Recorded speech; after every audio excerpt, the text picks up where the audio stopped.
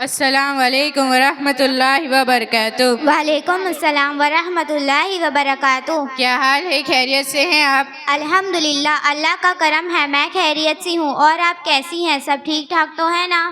خدا کے فضل اور آپ کی دعا سے میں بھی خیریت سے ہوں۔ آج کل کیا کر رہی ہیں؟ میں اس سال BA فائنل میں ہوں۔ کیا BA فائنل ہونے کے بعد بھی تعلیم جاری رکھیں گی؟ جی ہاں، آئندہ سال جامعہ ملیہ میں داخلہ لینے کا ارادہ ہے۔ آپ یہ بتائیں کہ آپ کالج میں پڑھنے کس طرح جاتی ہیں، پردے کے ساتھ یا یوں ہی بے پردہ جاتی ہیں؟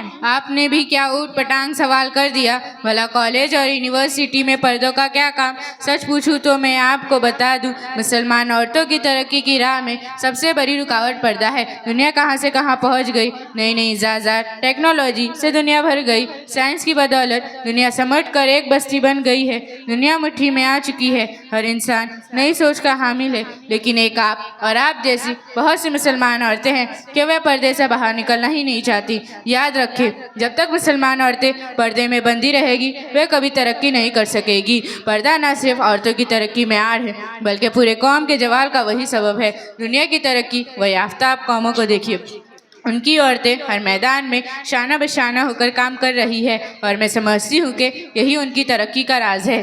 افسوس، صد افسوس یہی کہ آپ مسلم ہو کر بھی ایسی سوچ رکھتی ہیں۔ مجھے آپ کے ایمان کے بارے میں شک ہے۔ مناسب ہوگا کہ آپ اپنے ایمان کی تجدید کر لیں۔ عجیب بات ہے، میں نے ایسی کیا بات کر دی کہ آپ کو میرے ایمان پر شک ہو رہا ہے؟ میں سچی پکی مسلمان ہوں، اللہ اس کے رسول پر ایمان رکھتی ہوں، اور میں ہر طرح سے اس بات پر فخر کرتی ہوں کہ اللہ نے مجھے مسلمانوں میں پیدا کیا۔ اس کے باوجود بھی آپ میرے ایمان کو شک کی نگاہوں سے دیکھ رہی ہیں۔ مجھے آپ سے یہ امید نہیں تھی کہ آپ میرے بارے میں ایسی سوچ رکھیں گی۔ ایسا لگتا ہے کہ آپ اسلام اور مسلمان کے مفہوم سے بھی ناواقف ہیں۔ اسلام صرف اتنا ہی نہیں کہ اللہ اور اس کے رسول صلی اللہ علیہ وسلم پر ایمان لے آؤ اور اپنا نام مسلمان رکھ لو اور بس۔ اسلام کا مطلب یہ ہے کہ اللہ اور اس کے رسول صلی اللہ علیہ وسلم پر ایمان لانے کے ساتھ ساتھ خدا اور اس کے رسول کے بتائے ہوئے تمام احکامات پر عمل کیا جائے، اور یہ یقین رکھا جائے کہ کامیابی اور ترقی اگر حاصل ہو سکتی ہے تو قانون شریعت کو مان کر، کیونکہ سبھی ایمان والوں کی 100% کامیابی اسی راہ پر چلنے میں ہے جس کے بارے میں اللہ اور اس کے رسول صلی اللہ علیہ وسلم نے ہدایت کی ہے۔ لہٰذا قرآن کریم اور حدیث نبوی میں جو حکم مسلمان اور انسانوں کے ہدایت کے بارے میں بتا دیا گیا ہے، اسی حکم کو ماننے اور اس کے مطابق عمل کرنے میں ہی کامیابی ہے۔ اس کے خلاف کرنے میں کبھی بھی کامیابی حاصل نہیں ہو سکتی۔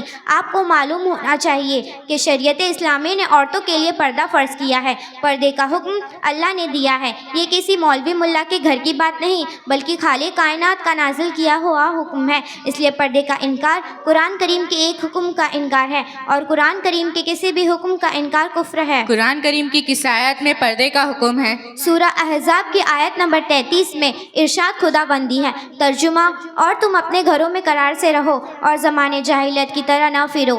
شیخ الاسلام علامہ شبیر احمد عثمانی رحمۃ اللہ علیہ اس آیت کی تفسیر میں لکھتے ہیں کہ اسلام سے پہلے زمانہ جاہلیت میں عورتیں بے پردہ پھرتی تھیں اور اپنے بدن اور کپڑوں کی نمائش دکھاوا کرتی تھیں۔ اس بد اخلاقی اور بے حیائی کو مقدس اسلام کب برداشت کر سکتا تھا؟ لہٰذا اسلام نے عورتوں کو حکم دیا کہ اپنے گھروں میں ٹھہرے اور زمانے جاہلیت کی طرح اپنی خوبصورتی نہ دکھاتی پھرے۔ یہ تو چار دیواری میں بیٹھنے کا حکم ہوا، اور اگر کبھی سخت مجبوری میں گھر سے باہر نکلنا ہو تو وہ کس طریقے سے نکلے، اس کے لیے ہدایت فرمائیں۔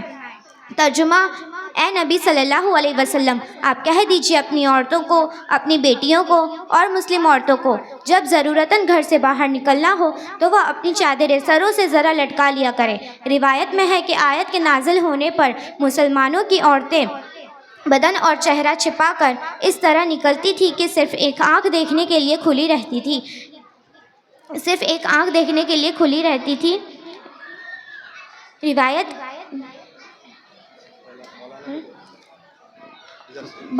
مسلمانوں کی عورتیں بدن اور چہرہ چھپا کر اس طرح نکلتی تھی کہ صرف ایک آنکھ دیکھنے کے لیے کھلی رہتی تھی۔ یہ بڑی چادروں سے سر لپیٹ کر اور سر اور چہرہ ڈھانپ کر نکلنے کا حکم چہرے کا پردہ ہوا، اور شریفوں کے یہاں برقعے کا رواج در حقیقت اسی حکم پر عمل کرنے کی خوبصورت شکل ہے۔ بہن آپ کا بہت بہت شکریہ. آپ کے ساتھ بات چیت کرنے سے مجھے پکا یقین ہو گیا ہے کہ پردے میں ہی عورتوں کی بھلائی ہے اور بے پردگی بے حجابی عورتوں کے لیے اللہ کی ناراضگی اور ان کی بے عزتی کی سبب ہو سکتی ہے. اگر آپ برا نہ مانیں اور آپ کے پاس وقت ہو تو پردے کے بارے میں 2-4 سوالات کر سکتی ہوں. ویسے آپ کے سوالات کے جوابات دینے میں مجھے انکار نہیں، لیکن آج ہی ہمارے شہر کے مشہور واعظہ، مبلغہ اور میری استادی تشریف لائی ہیں، انہی سے سوالات کرتے ہیں. ان کے جوابات بڑے محققانہ ہوتے ہیں. السلام علیکم ورحمۃ اللہ وبرکاتہ. وعلیکم السلام ورحمۃ اللہ وبرکاتہ. آپ ہمیں یہ بتائیں کہ عورت کو اپنے رشتہ داروں میں سے کن کن مردوں سے پردہ کرنا چاہیے؟ ایسے رشتہ جن سے نکاح نہیں ہو سکتا، جیسے باپ، دادا، بھائی، بھتیجے، بھانجے، چاچا، ماموں و نانا وغیرہ، جو عورت کے محرم کہلاتے ہیں، ان سے پردہ نہیں. اور وہ تمام لوگ جن سے نکاح ہو سکتا ہے، جیسے ماموں زاد، چاچا زاد، پھوپھے زاد، خالہ زاد، دیور جیٹ کے اولاد سے پر وہ لازم ہے. اگر آپ کو جانکاری ہے تو یہ بتائیں عورت کے لیے چہرے کا پردہ ہے یا نہیں، اور عورت کو کون سا حصہ کھولنا منع ہے؟ چہرہ اور ہتھیلی اور پاؤں کا حصہ جس کا وضو میں دھونا ضروری ہے، یہ سب سطر میں داخل نہیں، لیکن پردہ کے لیے چہرہ ڈھکنا ضروری ہے تاکہ نامحرم مردوں کی نظر ان حصوں پر بھی نہ پڑ سکے. محترمہ، میں جس کالج میں پڑھنے جاتی ہوں وہاں کا سارا اسٹاف مردوں پہ مشتمل ہے. وہاں ہمیں دوپٹہ لینے کی بھی اجازت نہیں. ایسی صورت میں جب کہ ہم مجبور بھی ہیں تو پردہ کیسے کریں؟ دیکھیے، آپ صلی اللہ علیہ وسلم قرآن اور قرآن تعلیم لے کر آئے تھے.